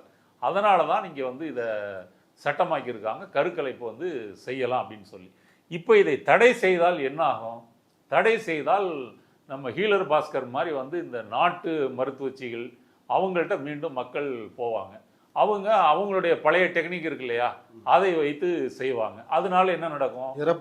இறப்பு விகிதம் நடக்கும், இரத்தப்போக்கு நடக்கும், பெண்கள் பாதிக்கப்படுவாங்க. இப்போ சபாநாயகர் ஜேசிடி பிரபாகர் ஏன் போய் சேர்ந்திருக்கிறாருன்னா, அவர் முன்னேறிய தமிழ்நாட்டினுடைய பிரதிநிதியாக போகலை, ஒரு பிற்போக்கான ஒரு கத்தோலிக்க நபராக போய் சேர்ந்திருக்கிறார். உலகத்தில் இன்னமும் சில கத்தோலிக்க நாடுகள், ஐரோப்பாவில் மால்டா, மத்திய அமெரிக்காவில் எல்சல்வேடார், தென் அமெரிக்காவில் சில நாடுகள், இங்கெல்லாம் வந்து கத்தோலிக்க நாடுகள்ன்றதால கத்தோலிக்க மதத்தின்படி பெண்ணின் கருப்பையில் உருவாகக்கூடிய உயிர் என்பது ஒரு உயிர் தான், அந்த உயிரை வந்து அழிக்கக்கூடாது இப்படின்னு சொல்லி அந்த நாடுகள் எல்லாம் கருக்கலைப்பு வந்து செய்யக்கூடாது, சட்டப்படியே தடை பண்ணியிருக்காங்க. அமெரிக்காவை பொறுத்த வரைக்கும் அப்படி இருந்துச்சு. அப்புறம் கோர்ட்டிலலாம் கேஸ் போட்டோம்னா அது மாநிலங்களுடைய உரிமையாக மாற்றிட்டாங்க. ஆனால் இன்றைக்கும் டெக்சாஸ், டென்னசி உள்ளிட்டு ஒரு 10-12 மாநிலங்களில் நீங்கள் கருக்கலைப்பு செய்ய முடியாது, சட்டப்படியே செய்ய முடியாது. அப்புறம் போப்பாண்டவர் இருக்கக்கூடிய வாட்டிகன்லையும் நீங்கள் கருக்கலைப்பு செய்ய முடியாது. இதை எதிர்த்து பெண்ணி அமைப்புகள், மனித உரிமை அமைப்புகள், அம்னஸ்டி இன்டர்நேஷனல் இவங்கெல்லாம் தீவிரமாக பிரச்சாரம் பண்ணுறாங்க. இந்த காலத்துலேயும் இப்படி ஒரு காட்டுமிராண்டித்தனமாக பெண்ணினுடைய உடல் நலத்துக்கு எதிராக இப்படி ஒரு கருத்தை வச்சிருக்கிறீங்க, நீங்கள்லாம் திருந்துங்கய்யா அப்படின்னு அவங்க போராட்டம் பண்ணிட்டு இருக்கிறாங்க. இப்போ தமிழ்நாட்டில் அரசு மருத்துவமனைகளில் வந்து நீங்கள் கருவை கலைச்சிக்கிறதுன்னு நீங்கள் போனீங்கன்னா ரொம்ப விசாரணைலாம் இல்லாமல் பாதுகாப்பான முறையில் உரிய மருத்துவ சிகிச்சை கொடுத்து செஞ்சு விட்டுருவாங்க. அதனால இந்த பிரச்சனைகள்லாம் இல்லாமல் இருக்கிறோம். இப்போ இதை வந்து தடை செய்தால் என்ன நடக்கும்? முன்னாடி சொன்ன அந்த விளைவுகள் தான் நடக்கும். அடுத்தது ஒரு மனித உரிமை மீறலாகவும் இது இருக்குது. ஒரு முன்னேறிய மாநிலத்துக்கு கருக்கலைப்பு என்பது அவசியம். இப்படி பல கோணங்களில் பார்க்கும்போது கருக்கலைப்பு என்பது ஒரு உரிமையாக இருக்கிறது தான் வந்து சரியானது. அதை இவர்கள் இந்த கத்தோலிக்க கிறிஸ்தவர்கள் இன்னும் வந்து அந்த காலத்து பைபிள் காலத்தில் வந்து தொங்கிக்கிட்டு இன்னும் அதை பிரச்சாரம் செய்கிறாங்க அப்படின்றது வந்து வன்மையாக கண்டிக்கத்தக்கது. இவர் சபாநாயகரை வேற இருக்கிறாரு. இப்போ மரிய வில்சன் ஜெபமாலையை கொண்டுட்டு வராரு. ஆமாம், மரிய வில்சன் இன்னைக்கு சட்டமன்றத்தில் திமு ராஜேந்திரன் பேசினாருன்னு சொன்னோம் இல்லைங்களா, அதுக்கு பதிலடி கொடுக்கும் பொழுது நான் வந்து ஒரு பான் கிறிஸ்டியனு, ஏன்னா நான் பைபிளை படித்தவன், பைபிளோட மொழியில நான் பேசட்டுமா அப்படின்னு இப்படியெல்லாம் பேசுறாரு. பேசுங்க, பேசிட்டு அப்புறம் வந்து என்ன அவங்க சொல்கிற மாதிரி நற்செய்தி கூட்டங்கள், முடவர்கள் நடப்பார்கள், குருடர்களுக்கு பார்வை கிடைக்கும், இப்படிலாம் சொல்லக்கூடாது, இவங்களெல்லாம் மாற்றுத்திறனாளின்னு சொல்லணும்னு கலைஞர் சொல்லியிருக்கிறாரு. அது மாதிரி இவர் வேளாண் துறை அமைச்சர் திருப்பதியில் போய் பட்ஜெட்டை வச்சு கொண்டு வராரு. இப்போ விஜய் கட்சி வந்து ஜென்சிக்கள் இளைஞர்களுடைய கட்சி அப்படின்னு சொல்கிறாங்கல்ல, ஆனால் என்னுடைய கருத்து இவங்க முற்றிலும் வந்து கிரிஞ்சான பூமர் டபுள் ஸ்கொயர்னு சொல்லலாம். எல்லாருமே பிற்போக்குவாதிகள். எல்லார் கையிலையும் பாருங்க, இப்போ விஜயே கோட்டு சூட்டெல்லாம் போட்டு வராரு, கையில் 2-3 கயிறு கட்டியிருக்கிறாரு. அப்புறம் பொட்டு. ஆமாம், நீங்கள் வந்து பொட்டு மாவான்னு வேற சொல்கிறாங்க. எந்த கார்பரேட் நிர்வாகியாவது பில்கேட்ஸு, சுந்தர் பிச்சை இவங்கெல்லாம் கோட்டு சூட்டு போட்டு கையில் சிவப்பு கயிறு கட்டி பார்த்துருக்கீங்களா? அந்த சிவப்பு கயிறுக்கும் இந்த கோட்டு சூட்டுக்கும் வந்து பொருந்தாது. ஒரு பெண்ணாக இருக்கிறாங்க, ஜீன்ஸ் பேண்ட் போட்டிருக்கிறாங்க, டிஷர்ட் போட்டிருக்காங்க, பெரிய தாலி போட்டிருக்காங்கன்னு வச்சுங்க, அந்த உடைக்கு அது பொருந்துமா? பொருந்தாதில்ல. அதே போல் இவர்கள் வந்து மத ரீதியான நம்பிக்கையாக இருக்கட்டும், சடங்கு சம்பிரதாயங்களாக இருக்கட்டும், அந்த ரத்தன் பண்டிட்டு சொல்லக்கூடிய அந்த ஜோசியத்தை பின்பற்றுவதாக இருக்கட்டும், இவர்கள் மிக மிக பிற்போக்கானவர்கள். அதாவது வயசான கேஸ் எல்லாம் கூட செய்ய துணியாத அந்த பிற்போக்குத்தனம் சடங்குகளை செய்யக்கூடியவர்கள். அதனால் இவர்களுக்கு ஜென்சி போட்டிருக்கிறாங்க அப்படின்னா தமிழ்நாட்டுடைய ஜென்சி வந்து ஒரு கிழட்டு கூட்டமாக இருக்குது அப்படின்னு தான் அர்த்தம். இல்லைன்னா அந்த ஜென்சி இதெல்லாம் கண்டிக்கணும். இல்லை, இதே போல் தமிழ் ஒழுங்காக தமிழ் உச்சரிக்க தெரியல, தமிழ் சொற்றொடர்களே நிதியமைச்சர் மரிய வில்சனுக்கு உச்சரிக்க தெரியல. நம்மளே அதை வந்து பார்த்தோம். உழுதுண்டு வாழ்வார் அப்படின்ற திருக்குறளில் உளுந்துண்டு வாழ்வார் அப்படின்லாம் வந்து வாசிச்சாரு. பல வார்த்தைகள் வந்து அப்படி ஆணுச்சு. இப்போ அதை வந்து மதிமுக சார்பில் போட்டியிட்ட திமுக எம்எல்ஏ திமு ராஜேந்திரன் அவர் வந்து குறிப்பிட்டு பேசுறாரு. பொதுவாக பல சொற்றொடர்களை அவரால் உச்சரிக்க முடியவில்லை அப்படின்னு உடனடியாக எந்திரிச்சு நான் அப்படிதான் வந்து பேசுவேன் அப்படின்னு சொல்லி ரொம்ப கடுப்பாயி என்னென்ன உருவ கேலி, மொழி கேலி எல்லாமே பண்றீங்க அப்படின்னு வந்து டென்ஷன் ஆகி பேசிட்டாரு. அதை விட்டுட்டு அதெல்லாம் பார்க்காம நான் உங்களுக்கு அட்வைஸ் கொடுக்குறேன், நீங்க தமிழ்ல இப்படி பேசுங்க, எனக்கு யூனிக் இப்படி தான் பேச முடியும், அக்செப்ட் பண்ணுங்க, நான் உங்களுக்கோசம் சேஞ்ச் பண்ணிக்க முடியாது, இல்ல நான் இப்படி தான் பேசுவேன். மக்கள் புரிந்து கொள்ளுகிற வகையில் நீங்கள் நன்றாக தான் பேசினீர்கள், அதோட பிரச்சனை முடித்து ஒரு அதான் சொல்றேன். மாண்புமிகு முதல் பேரவைத் தலைவர் அவர்களே, ரொம்ப லைட்டர் வெயின்ல எடுத்துக்கோங்க. இல்ல பெரிய பிரச்சனை கைடன்ஸ் பண்ற மாதிரி பண்ணக்கூடாது. ஏன் ஸ்டைல் இதுதான், அவருக்கோசம் நான் மாத்திக்க முடியாது, எல்லாருக்கோசம் நான் மாத்திக்க முடியாது. இல்ல மாண்பு உறுப்பினர் உட்காருங்க. மாண்பு அமைச்சர் கேலி பண்றீங்களா? மாண்பு நிதியமைச்சர் கொஞ்சம் கோவப்படாதீங்க. அது பற்றி என்ன நினைக்கிறீங்க? மரிய வில்சன் அப்படி பேசுறத ஒரு கிரிட்டிசிசமா வைக்கிறத பத்தி அது சரியா தவறா? இதுவே தமிழ்தாய் வாழ்த்தினுடைய லட்சணம் எந்த லட்சணத்தில் இருக்குன்றது இதுல இருந்து புரிஞ்சுக்கலாம். அங்க தமிழ்தாய் தமிழ் மொழிக்காக தீர்மானம் கொண்டு வந்துருக்கீங்க, இங்கே ஒரு அமைச்சருக்கு தமிழே பேச தெரியல அப்படின்றது ஒரு அதை வந்து இவர் சுட்டி காட்டுறாரு. மதிமுகவிலிருந்து இப்போ திமுகவில் இருக்கக்கூடிய ராஜேந்திரன் சுட்டி காட்டுகிறார். இதில் என்ன இருக்குது? சரிங்க, நான் ஒழுங்காக தமிழ் கற்றுக்கிறேன், முயற்சி பண்ணுறேன், நான் ஸ்கூலில் சரியாக படிக்கலைங்க, ஏதோ ஒன்று சொல்லலாம்ல. இப்போ தமிழகத்தினுடைய அதையும் சொல்லிருக்கிறார், நான் 25 வருஷம் எஜுகேஷன் ஃபீல்டில் இருந்தேன், எனக்கு இங்கிலீஷ் தான் வந்து வரும் அப்படின்னு சொல்லிருக்கிறார். நான் இங்கிலீஷில் தான் பேசுவேன் அப்படின்னு வந்து சொல்லிருக்கிறார். ஆமாங்க, இப்போ அது ஓகே. இப்போ நீங்கள் எல்லைப்புற மாநிலங்களில் இருக்கிறவங்களுக்கு வந்து தெலுங்கு அல்லது மலையாளம் இப்போ விளவங்குடி எம்எல்ஏலாம் ஒரு மலையாள ஸ்லாங்கு கலந்து பேசுகிறார் இல்லையா, அதை புரிஞ்சிக்க முடியுது. இப்போ மற்றவங்கள எஜுகேஷன் ஃபீல்டில் இருக்கிறவங்களாம் யாரும் தமிழில் பேசுனது கிடையாதா? தமிழ் தெரியாமல் போயிருச்சா? அப்போ தமிழ்நாட்டில் இருந்து தமிழே பேசலை அப்படின்னா உங்கள் வாழ்க்கையில் வந்து நீங்கள் மக்களே சந்திச்சது இல்லைன்னு ஆகுது. இப்போ இங்கிலீஷில் ரெண்டாவது நேரலை அப்படின்றப்ப மக்கள் பார்த்து தெரிஞ்சுக்கணும் அப்படின்றது தானே. ஆமாம். இப்போ அதில் இன்னொரு கூத்து சொல்கிறேன். அவர் பேசும்போது ஒன்று சொல்கிறாரு, அதாவது இந்த நிதியாண்டை வந்து காலாண்டு 1, 2ன்னு சொல்லுவாங்க இல்லையா, அது ஆங்கிலத்தில் குவார்டர் 1 குவார்டர் 2ன்னு சொல்லுவாங்க. இவர் பேசும்போது என்ன சொல்கிறாரு, ஒரு கேள்விக்கு மரிய வில்சன், திமுக ஆட்சியில் வந்து 2025-26 குவார்டர் 1ல் 19,000 கோடி வாங்கினாங்க, நாங்கள் 26-27 குவார்டர் 1ல் 20,000 வாங்கியிருக்கோம், 20,000 கோடி வாங்கியிருக்கோம், அதை வந்து அதிகம் அப்படின்றது இது கேள்வி. அதை வந்து சொல்கிறாரு. இப்போ குவார்டர் 1 குவார்டர் 2ன்னு கேட்குறவங்க என்ன நினைப்பாங்க, இது வந்து டாஸ்மாக் சரக்கு அப்படின்னு நினைச்சுக்குவாங்க. அப்ப சொல்லணும் இது வந்து நிதியாண்டினுடைய ஒரு காலாண்டு. எளிய மொழியில பேசணும். ஆமா, அது ஸ்லாங் எப்படி வேணாலும் இருக்கலாம். இல்ல நான் சொல்ல வரேன், இப்ப நீங்க ஆங்கிலமும் கலந்து பேசுறதுனால என்ன பிரச்சனைன்னா, ஒண்ணு முழுக்க ஆங்கிலத்துல பேசினா கூட தப்பா இருக்க போறது இல்ல, அது புரியாது. தமிழிலும் ஆங்கிலமும் கலந்து பேசும்போது குவார்டர்ன்னு சொன்னா அவன் சரக்கு தான் நினைப்பான், இது வந்து நிதி காலாண்டுன்னு நினைக்க மாட்டான். அப்போ அதை ஏற்றுக்கொள்வதில் என்ன பிரச்சனை? அதில் வந்து நான் இப்படி தான் பேசுவேன், நீ கல்வித்துறையில் இருந்திருக்கிறேன், எஜுகேஷன் இதில் தான் இருந்திருக்கிறேன். அப்போ பிறமொழி பேசுகின்ற மாணவர்கள், பிறமொழி பேசுகின்ற மக்களைத்தான் இவர் சந்தித்திருக்கிறாரே தவிர தமிழ்நாட்டு மக்களை இவர் அதிகம் சந்தித்ததில்லை. இவர் தான் தமிழ்நாட்டுடைய நிதியமைச்சர். இப்போ நீங்கள் குறிப்பிட்ட விஷயத்திலேயே ஒரு காலாண்டில் 19,000 கோடி திமுக கடன் வாங்கி இருக்குது. இப்போ நாங்கள் வந்து 20,800 கோடி, கிட்டத்தட்ட 21,000 கோடி. இப்போ அதை அவரே சொல்றாரு. ஆனா இது அதிகம் இல்ல, ஜிஎஸ்டி இதெல்லாம் நீங்க இப்படி கழிச்சுட்டு இப்படி பார்க்கணும்னு ஒரு கால்குலேஷனை வைக்கிறாருல்ல. அப்ப நாங்க வந்து கடனை தான் மிகப்பெரிய பிரச்சனையா திமுக மீது தாவேகாவினர் வந்து வச்சு ஆட்சிக்கு வந்திருக்கிறாங்க. இப்ப அவரே ஒரு நிதியமைச்சரே இதை சொல்வதை பற்றி நீங்க என்ன கருதுறீங்க? இது ஒரு மலிவான அரசியல் தான். இப்ப இந்த கணக்கெல்லாம் நீங்க தேர்தல் பிரச்சாரத்தின் போது தெரியலையா, ஜிடிபி மாநில ஜிடிபியில் 28% வரைக்கும் கடன் வாங்கிக்கலாம். ரெண்டாவது, மாநில அரசு கடன் வாங்குறத முடிவு பண்ண முடியாது. நிதித்துறை செயலர் சித்திக்கு சொல்றாரு இல்லையா, ஒன்றிய அரசு ரிசர்வ் பேங்க் அனுமதித்தால் மட்டும்தான் நீங்க கடன் வாங்க முடியும், அவங்க அனுமதிக்கின்ற அளவில் தான் நீங்க கடன் வாங்க முடியும். அப்படிதான் இது வரைக்கும் நடந்திருக்கு. இவங்களும் அப்படிதான் வந்து வாங்குறாங்க.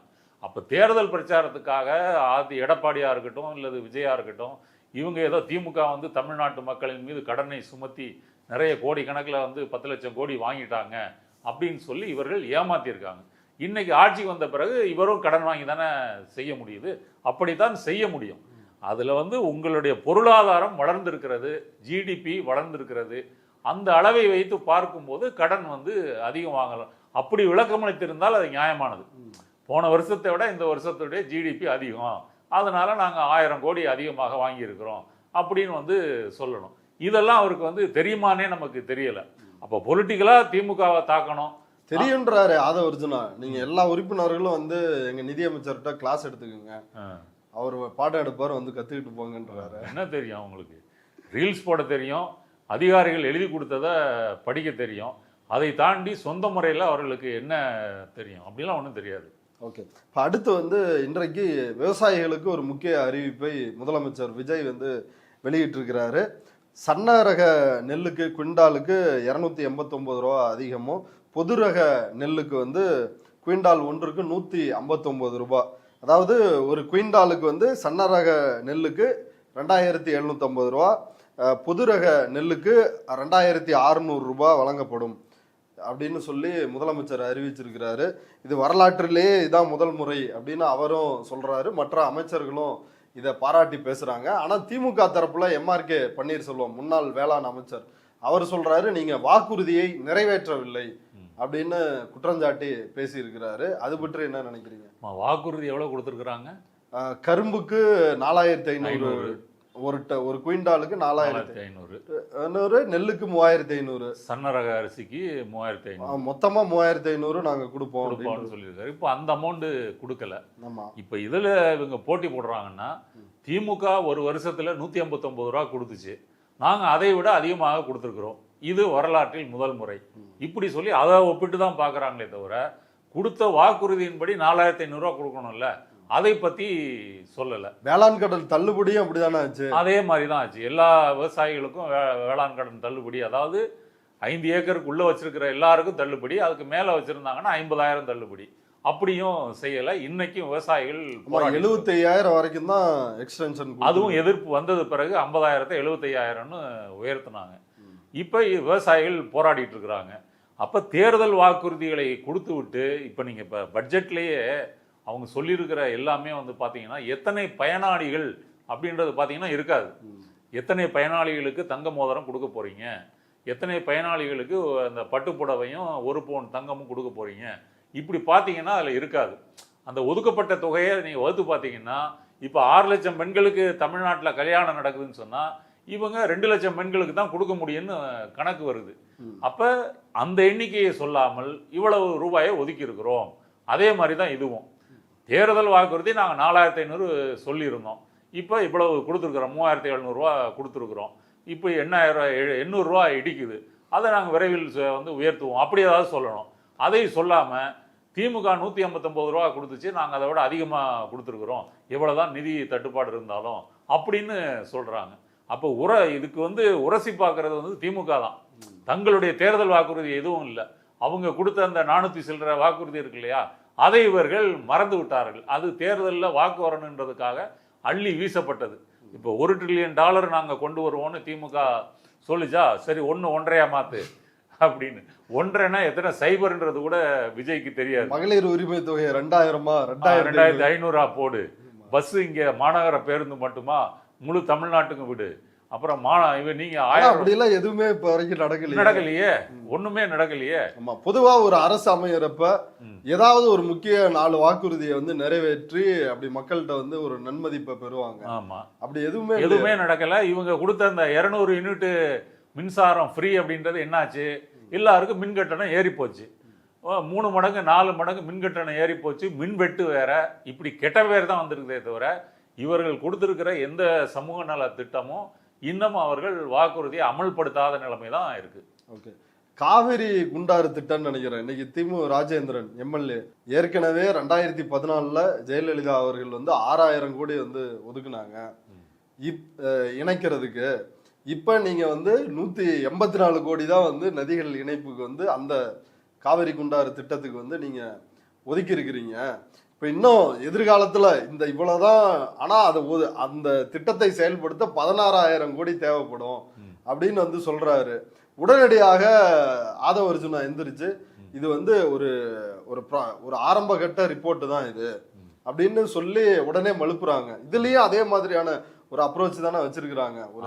அதாவதுங்க, இப்ப திமுக காலத்துல பல திட்டங்களுக்கு அடிக்கல் நாட்டப்பட்டு நிதி ஒதுக்கப்பட்டு வேலை நடந்திருக்கு. உதாரணத்துக்கு மெட்ரோ எடுத்துக்கங்க. மெட்ரோ இன்னைக்கு வந்து 2வது கட்டம் ஃபேஸ் 2 என்பது பிரம்மாண்டமா வேலை நடந்துகிட்டு இருக்கு, எல்லாம் பண்ணியிருக்கு. ஸோ 2 வருஷத்துல விஜய் திறக்கிறாருன்னு வச்சுக்குவோம். தாவேகா என்ன பிரச்சாரம் பண்ணுவாங்க, விஜய் ஆட்சிக்கு வந்து தான் சென்னையில் முதலாக சென்னையினுடைய எல்லா பகுதிகளுக்கும் மெட்ரோ ட்ரெயின் விட்டாரு. அது மாதிரி தான் இதுவும். அமைச்சர் கீர்த்தனா இருக்காங்கல்ல, அவங்க ஒரு இது பேசுறாங்க. இதே ஒரு இது வந்து குடிநீர் திட்டம் தான் கொண்டு வர்றதை நாங்கள் வந்து 90 நாட்களில் கொண்டு வந்தோம். அதுக்கு திமுக நேரு அழகா கட்டடிக்கிறாரு. 90 நாள்ல எப்படிங்க கொடுக்க முடியும்? திமுக காலத்துல போடப்பட்ட அந்த திட்டத்தை நீங்கள் வந்து இன்னைக்கு வந்து முடிச்சிருக்கிறீங்க, அது அமலுக்கு வந்திருக்குது. 90 நாள்ல யாரும் கொடுக்க முடியாது.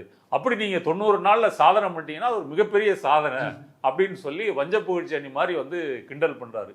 இவர்களை பொறுத்தவரை இவங்க தெரிஞ்சு பேசுறாங்களா தெரியாமல் பேசுறாங்களான்னு தெரியல. ஆனா ஒரு கூச்சநாச்சம் இல்லாம நான் தான் எல்லாம் செஞ்சேன், நான் தான் பண்ணேன், நான் தான் முதல்ல பாக்குற மக்களுக்கு இந்த விவரங்கள் வந்து தெரியாது. ஆமா, இவன் தான் பண்ணியிருக்கிறான், இவன் தான் 90 நாள்ல தண்ணி கொண்டு வந்திருக்கிறான் அப்படின்னு நினைப்பாங்க. அப்படி ரீல்ஸ் போகும். அதுக்காக ஊழல் ஒழிப்பு மாதிரி தானே, ஊழலே கிடையாதுன்னு பேசிட்டு இப்ப இந்த வீராசாமி மனைவியை திரும்ப சேர்த்துக்கிட்டாங்கல்ல செங்கல்பட்டு. ஆமா, அவங்க வந்து அந்த சாலை ஒப்பந்ததாரர்கிட்ட வந்து ஜிபேலையும் காசு வாங்கியிருக்காரு, கேஷாவும் 30,000 ரூபா வாங்கியிருக்காரு. வாங்கி மனைவிட்ட கொடுக்குறாரு. அவரை கைது பண்றாங்க, பதவியை விட்டு நீக்குறாங்க. இன்னைக்கு அவர் மனைவிக்கு செங்கல்பட்டு மாவட்ட நிர்வாகியா பதவி கொடுக்குறாங்க, மாவட்ட இணைச் செயலாளரா பதவி கொடுக்குறாங்க. இப்ப இருந்து என்ன தெரியுது, தாவேகால வந்து கணவன் காசு வாங்கினால் லஞ்சம் வாங்கினால் மனைவிக்கு பதவி கொடுக்கப்படும். உடனே கைது, கட்சி நிர்வாகியா இருந்தாலும் விஜய் விடல, ஆமா இப்படி எல்லாம் பிரச்சாரம் பண்ணாங்க. ஆமா. இப்ப ஒரு கணவன் வந்து லஞ்சம் வாங்கினா அப்படின்னா அது ஒரு குடும்ப லஞ்சம் தானே. கணவன் மனைவி 2 பேரும் தானே அதை ஷேர் பண்ணி, அங்கே வீடியோலயே அவங்க தானே வாங்குறாங்க. ஆமா. இப்ப அதே போல வந்து தாவேகால வந்து கணவன் லஞ்சம் வாங்கினா மனைவிக்கு போஸ்ட், மனைவி லஞ்சம் வாங்கினா கணவனுக்கு போஸ்ட், இப்படி ஒரு உத்தியை அவர்கள் ஆரம்பிச்சிருக்கிறாங்க. ஓகே. அதே போல இன்றைக்கு வந்து சட்டமன்றத்தில் விளவங்கோடு எம்எல்ஏ பிரவீன், அதான் அந்த தமிழ் நீங்க ஏற்கனவே குறிப்பிட்ட மாதிரி அவரும் இன்னைக்கு தமிழ் ஆங்கிலம் கலந்து ஓரளவுக்கு பேசிட்டாரு. அவர் வந்து அவருடைய விளவங்கோடு தொகுதியில் பழங்குடி மக்கள் அவங்களுடைய பிரச்சனைகளை குறித்து பேசினார். அப்புறம் இந்த ரப்பர் தோட்டங்களுக்கு வேலைக்கு போறவங்களை வந்து யானை வந்து தாக்கிடுது, அப்புறம் ஊருக்குள்ளேயும் யானை வந்துடுது, புல்லட் ராஜா அப்படின்ற யானை வந்து நீலகிரியில இருந்து இங்க எங்க தொகுதியில விட்டுட்டீங்க, அதனால ரொம்ப பிரச்சனையா இருக்குது அப்படின்னு அவர் பேசும் பொழுது வனத்துறை அமைச்சர் எந்திரிச்சு மக்கள் அறியாமையால வந்து என்ஜாய்மெண்ட்டுக்காக வந்து காட்டுப்பகுதிக்குள்ள போயிடுறாங்க, மக்கள் அதை புரிஞ்சுக்கணும் அப்படின்னு சொல்லி ஒரு பதில் அளிச்சிருக்கிறாரு. அது பற்றி என்ன நினைக்கிறீங்க? இதை அவரும் கண்டித்திருக்கிறார், காங்கிரஸ் எம்எல்ஏ தாரகை கத்பட்டும் கண்டிச்சிருக்கிறாங்க. இது செல்லசுவாமி, சிபிஎம் செல்லசுவாமி, அவரும் செல்லசுவாமி. இதுல வந்து விலங்கு மனித மோதல் அப்படின்றது இந்தியா முழுக்க சமீப ஆண்டுகளாக அதிகரிச்சுட்டு வருது. ஏன் அப்படின்னு சொன்னா காட்டினுடைய பரப்பளவு குறைஞ்சிட்டு வர்றதுனால இப்போ தமிழ்நாட்டில் வந்து யானை வழித்தடங்கள், இந்த யானை வலசை பாதைன்னு சொல்கிறாங்க இல்லையா, அதெல்லாம் அழிந்து போய் யானைகள் வந்து ஊருக்குள்ளே வர்றது அப்படின்றது அதிகரிச்சிட்டு இருக்கு. இது ஒரு பெரிய பிரச்சனை. இந்த போக்கிரி ராஜான்றது ஒரு காட்டு யானை அப்படி ஊருக்குள்ளே வந்து நாசம் பண்ணுது, அப்படி பழகிருச்சு அப்படின்றது தான் மக்கள் போராடி அதை வனத்துறை பிடிச்சு அதை வேற ஒரு இடமா, இங்கே என்ன திரும்ப வந்துடும்ல, அது ஒரு புது இடமா இருக்குதுன்னு சொல்லி கன்னியாகுமரியில் மேற்கு தொடர்ச்சி மலை வந்து ஆரம்பிக்குது, மலைத்தொடர். அங்கே விளவங்கோடு காட்டுப்பகுதியில் கொண்டு போய் விடுறாங்க. அறிவு இருக்கிற யாராவது காட்டு யானையை பார்த்து என்ஜாய் பண்ணி செல்ஃபி ஏதாவது எடுப்பானா? நீங்கள் ஏதாவது வீடியோ பார்த்தீங்க, ஒரு காரு போகுது, பஸ் போகுது, இல்லை என்ஜாய் பண்ணுறதுக்காக காட்டு வீடியோ நீங்கள் பல வீடியோ பார்த்துருக்கலாம். ஒரு காட்டு யானை வருதுன்னா பஸ்ஸோ 2 வீலரோ அப்படியே நிற்பாங்க. அது நம்மளை நோக்கி வருதுன்னா ஓடி, ரேஷன் கடையெல்லாம் உடைச்சிருக்குன்னு எம்எல்ஏ சொல்றாரு. ஆமா, விட்டுட்டு ஓடிடுவாங்க. அது போச்சுது அப்படின்னு சொன்னா போவாங்க. ஏன்னா காட்டு யானை வந்து மூர்க்கமா இருக்கும், அது வந்து மனிதர்களை தாக்கும், பொருள்களை தாக்கும், இப்படி செய்யும். விளவங்கோட்டில் வந்து அந்த ரப்பர் தோட்டங்கள் அதிகம். அதை வந்து ரப்பர் பால் வெட்டுன்னு சொல்லுவாங்க. அந்த மரத்துல இருந்து ஒரு கீரல் மாதிரி போட்டு அந்த ரப்பர் பால் வந்து கீழே ஒரு பாத்திரத்தில் வந்து விழும். இதை ஒவ்வொரு நாளும் வந்து ஒவ்வொரு மரமாக வந்து சேகரிக்கணும். அது வந்து ஒரு தனியாக தான் நீங்கள் போய் செய்யணும். இப்போ ரப்பர் மரம் என்பது பல ஏக்கர் கணக்கில், அதில் பால் வந்து முடிஞ்ச வாட்டி திரும்ப புதுசாக வெட்டி விடணும். இதை வந்து செய்யணும். அப்போ இது தனியாக தான் நீங்கள் வந்து போக முடியும். அப்போ இங்கெல்லாம் வந்து காட்டு யானை வந்துச்சுன்னா என்ன பண்ணுவாங்க? அப்புறம் பழங்குடி மக்கள் வாழக்கூடிய பகுதி. இப்படி இந்த காட்டு யானை அங்கே வந்து பிரச்சனை ஏற்படுத்துது, அதை வேற இடத்துல கொண்டு விடுங்க அப்படின்னு அந்த தொகுதி மக்களினுடைய கோரிக்கையை அவர் சொல்றாரு. ஆமா, ராஜேஷ்னு ஒருத்தர் இறந்தே போயிட்டாராம் சமீபத்துல யானை தாக்கி. ஆமா, விளவங்கோடு எம்எல்ஏ அதை சொல்றாரு. இதை வந்து இந்த வனத்துறை அமைச்சர் வந்து அவங்க என்ஜாய்மெண்ட்டுக்கு போறாங்க அப்படின்னா, அதான் சொல்றேனே, எப்படி வந்து மரிய வில்சனுக்கு தமிழ் தெரியாதோ நிதி தெரியாதோ, இவர்களுக்கு தமிழ்நாட்டை பத்தி எதுவும் தெரியல, இந்த விலங்கு மனிதர்கள் மோதலை பற்றி எதுவும் தெரியல. வாழ்க்கையே என்பது உல்லாசம் தான். நம்ம விஜய் வந்து சொல்றாரு. உடனே அமைச்சர், சமூக நீதித்துறை அமைச்சர் வன்னியரசும் அமைச்சர் ராஜேஷ், காங்கிரஸ் அமைச்சர் சிரிக்கிறாங்க. 2 பேரும் சிரிக்கிறாங்க. உண்மையிலே ஷாக்கா இருக்குது. ஆமா, சொல்லாம அங்க போய என்ன அங்க ஏற்றாது, இது மட்டும் நான் சொல்லிட்டு வந்து போட்டும் பேர் இந்த பகுதி நிலத்தடி நீரும் குறைஞ்சு போச்சு. இதனால ஆயிரக்கணக்கான சிறு குறு விவசாயிகள் வேலை தேடி உயிரை விட்டு வெளியூருக்கு போயிட்டாங்க. மெயின்டெனன்ஸ் இல்லாத இந்த கால்வாய் டேமேஜ் ஆகி காணப்படுது. அப்படி என்ன அதுல நகைச்சுவை அவங்க பார்த்தாங்கன்னு தெரியல. ஆமா, என்ஜாய்மெண்ட்டுக்காக போறாங்க அப்படின்றது வந்து உண்மையிலே எப்படிங்க போவாங்க? நீங்க காட்டு பக்கத்துல இருக்கிற மக்கள் யாருமே அவங்க தெரியும் எந்த சமயத்துல விலங்குகள் அங்க வரும், எப்ப தண்ணி குடிக்க வரும். நீலகிரியில இருக்கு, நம்ம கூடலூர்ல இருக்கு, பல இடங்கள்ல அந்த பிரச்சனைகள் இருக்கு. பலர் கொல்லப்பட்டிருக்கிறாங்க, புலினால கொல்லப்பட்டிருக்கிறாங்க, சிறுத்தைனால கொல்லப்பட்டிருக்கிறாங்க. அப்படி இருக்கும்போது அதை வந்து ஒரு சினிமா பார்த்த கூட்டம், சினிமாவில் விஜய் டான்ஸு சண்டை போடுறத பார்த்து இப்படி தான் தமிழ்நாடு வாழ்ந்துகிட்டு இருக்குன்னு நினச்சிருக்கிற கூட்டம், அதை என்ஜாய்மெண்ட் தான் பேசும். நம்ம தமிழகத்துக்கு பிடித்த தரித்திரம் இவங்களையெல்லாம் வனத்துறை அமைச்சராக நம்ம வந்து பெற வேண்டிய பாக்கியத்தில் இருக்கிறோம். ஆனால் வன்னியரசு தோழரும் இதுக்கு சிரிக்கிறாருங்க. யானை பாதுகாப்புலேருந்து தடுக்கிறதுக்கு உண்டான முயற்சிகள் மேற்கொள்ளப்படும் என்பதை இந்த நேரத்தை தெரிவிச்சுக்கிறேன். அதே மாதிரி வந்துட்டுங்க, அந்த காட்டுக்குள்ளே போகிறாங்க, இந்த சனி ஞாயிறில் வந்துட்டு சில கிராம மக்கள் வந்து அறியாமையில் வந்து காட்டுக்குள்ளே போகிறாங்க அவங்க என்ஜாய்மெண்ட்டுக்காக, அதில் சில பாதிக்கிறாங்க. அது தவிர்க்கணும் என்பதை இந்த நேரத்தில் தெரிவிச்சுக்கிறேன். ஏன்னா விலங்குகள் குணம் வேற, மனிதர்கள் குணம் வேற, அதை புரிஞ்சுக்கிட்டு மனிதர்கள் நடந்து கொள்ளும் என்பதை இந்த நேரத்தை தெரிவிச்சுக்கிறேன். வன்னியரசும் அங்கே போனோன்னா அவரும் அந்த சினிமா வேவ்லென்த்துக்கு மாறிட்டாரோ, இந்த விஷயங்கள்லாம் அவருக்கு தெரியாதா, இல்லை மறந்து போச்சா, இல்லை அவர் இப்போ அவர் விசிக்கா இருக்கிறாரு. இப்போ இந்த மலையோரத்தில் இருக்கக்கூடிய பழங்குடி மக்கள்லாம் யாரு? எஸ்சி எஸ்டி பிரிவினரில் வரக்கூடியவங்க தான். கண்டிப்பாக அவங்களுடைய பிரச்சனை வாழ்க்கையெல்லாம் வந்து வன்னியரசுக்கு தெரியாமல் இருக்கிறாரு. அப்படி காடுகள் பக்கத்தில் இருக்கிறவங்க இப்போ இதில் வருஷநாடு பக்கத்தில் ஒரு பெரிய போராட்டம் நடக்குது இல்லை, உச்சநீதிமன்ற தீர்ப்பு வந்திருக்குன்னு சொல்லி கிட்டத்தட்ட ஒரு 10,000-20,000 மக்கள் வந்து கிராமங்களை காலி பண்ண சொல்லியிருக்காங்க. அவங்க போராடிட்டு இருக்கிறாங்க. அவங்க காலங்காலமாக அந்த மலை கிராமங்களில் வாழ்ந்தவங்க. உச்சநீதிமன்றத்தில் இருக்கிற நீதிபதிக்கு என்ன தெரியும்? அப்போ இது வந்து தமிழக அரசு சீராய்வு மனு போடணும். இல்லை அதை அமல்படுத்தாமல் நீங்கள் வாழுங்க பார்த்துக்கலாம். இப்போ சபரிமலை தீர்ப்பு கொடுத்துருக்குறாங்க, கேரளாவில் அமல்படுத்திட்டாங்களா? காவேரிக்கும் தீர்ப்பு கொடுத்துருக்குறாங்க, கர்நாடகாவில் அமல்படுத்திட்டாங்களா? அப்போ இதையும் ஏன் அமல்படுத்தணும்? அப்போ இந்த மாதிரி பழங்குடியினர், ஒடுக்கப்பட்ட மக்கள், தலித் மக்கள் இவர்கள்லாம் காட்டுக்கு பக்கத்தில் வாழ்ந்துட்டு இருக்கிறாங்க. இப்போ கூடலூரில் வந்து தேயிலை தோட்டத்தில் பணிபுரியறவங்கலாம் யார்? தேவேந்திரகுல வேளாள அந்த தொழிலாளிகள் வந்து அதிகம். அங்கே குறிப்பாக இலங்கையிலேருந்து வந்தாங்க இல்லையா, மலையகத்திலிருந்து, அந்த தொழிலாளிகள் அதிகம். அதனால் இவங்க காட்டு விலங்குகளால் பாதிக்கப்படுற இந்த செய்தி, இந்த வாழ்க்கை பிரச்சனை வந்து வன்னியரசுக்கு தெரியாமல் இருக்கிறாரு. தெரிஞ்சும் அவர் சிரிக்கிறாரு அப்படின்னா போய் சேர்ந்த இடம் சரியில்லை, அது மாதிரி மாறிட்டார். ஓகே, இன்றைக்கு புதிதாக இந்து சமய அறநிலைத்துறை சார்பாக கோவில் அறங்காவலர்கள் 10 லட்சத்துக்கு மேலே வருமானம் உள்ள கோயில்களுக்கு அறங்காவலர்களை தெரிவு செய்கின்ற பணி, விண்ணப்பிக்கிறவங்களை தெரிவு செய்கின்றதற்கு ஒரு குழு அமைத்திருக்கிறார்கள். அந்த குழுவில் கல்பாத்தி அகோரத்தினுடைய மகள் அர்ச்சனா கல்பாத்தி அகோரம் அவங்களுக்கு பொறுப்பு வழங்கியிருக்கிறாங்க. அதே போல பாடகர் வேல்முருகன் அவருக்கும் வந்து பொறுப்பு வழங்கியிருக்கிறாங்க. அது பற்றி உங்களுடைய கருத்து என்ன?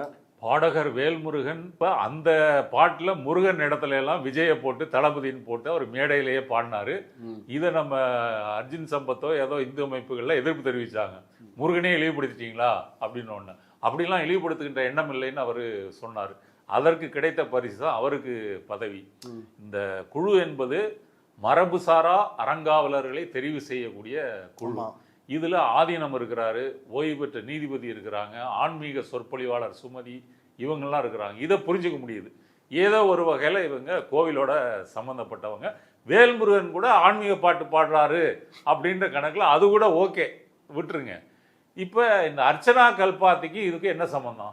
இவங்க கேரளாவை பூர்வீகமாக கொண்டவங்கன்றாங்க. இந்த பூர்வீகமாக கூட இருக்கட்டும், அவங்கள பார்த்தா இன்ஸ்டாகிராம் இன்ஃப்ளூயன்சர் மாதிரி இருக்கிறாங்க. சினிமா ப்ரொடியூசர் பிகில் கோட்டு, இந்த 2 சினிமாவையும் ப்ரொடியூஸ் பண்ணதில் இவங்க பேரும் இருக்குது, அர்ச்சனா கல்பாத்தியும் இருக்குது. இவங்களை இந்த அறங்காவலர் குழுவில் போட வேண்டிய அவசியம் என்ன? தெரிவு செய்ய வேண்டிய அந்த குழுவில் போட வேண்டிய அவசியம் என்ன? எனக்கு எதை ஒப்பிட தோணுதுன்னா, இப்போ ஊர்ப்புறங்களில் கோயில் திருவிழா வந்தது அப்படின்னா அந்த ரெக்கார்ட் டான்ஸ் போடுவாங்கல்ல.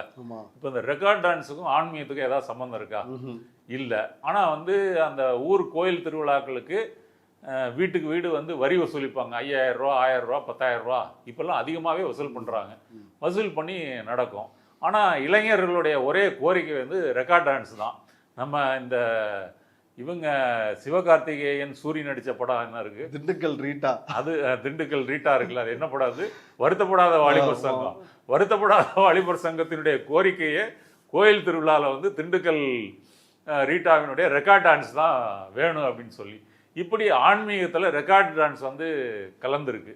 அதே மாதிரி இப்போ சினிமாவை இவர்கள் கலந்துருக்கிறாங்க. ஒரு சினிமா ப்ரொடியூசரை அறங்காவலரை தெரிவு செய்ய வேண்டிய குழுவில் போட வேண்டிய அவசியம் என்ன?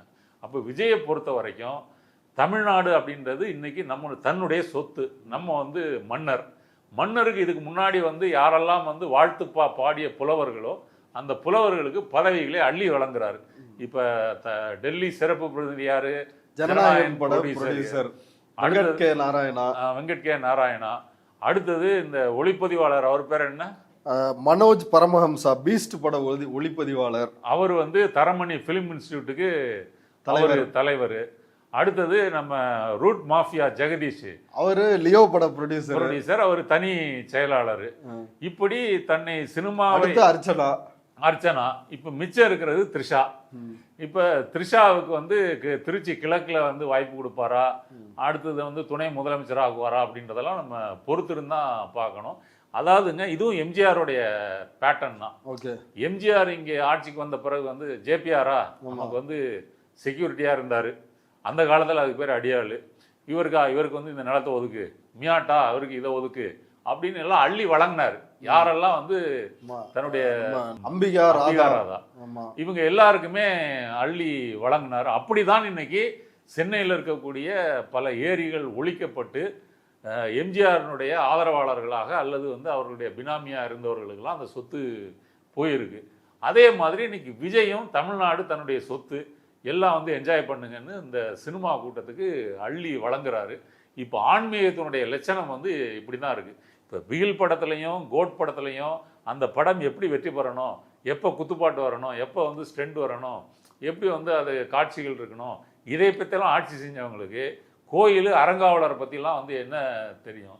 சரி, போட்டு வை, ஒன்று ஒரு ஆளாக இருக்கட்டுமே, இதெல்லாம் எங்கே போய் முடிய போகுதுன்னு நமக்கு தெரியல. ஓகே தோழர், இவ்வளவு நேரம் நம்முடைய பார்வையாளர்களுக்காக விரிவாக உங்களுடைய நேரத்தையும் கருத்தையும் பகிர்ந்துட்டு ரொம்ப நன்றி. நன்றி.